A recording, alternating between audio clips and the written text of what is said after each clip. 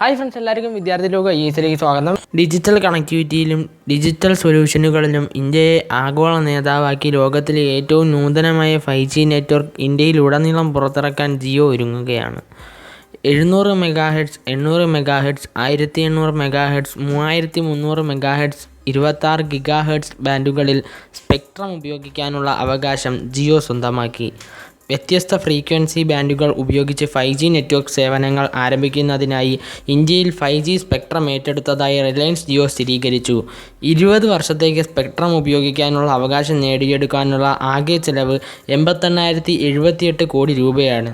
40 റൗണ്ടിനൊടുവിൽ വിവിധ ടെലികോം കമ്പനികൾ പങ്കെടുത്ത 5G സ്പെക്ട്രം ലേലം കഴിഞ്ഞ തിങ്കളാഴ്ച അവസാനിച്ചു. ഔദ്യോഗികമായി പ്രവർത്തനം ആരംഭിച്ച 6 വർഷത്തിനുള്ളിൽ 400 ദശലക്ഷത്തിലധികം ഉപഭോക്താക്കൾക്ക് 4G സേവനങ്ങൾ നൽകാൻ ജിയോയ്ക്ക് കഴിഞ്ഞു.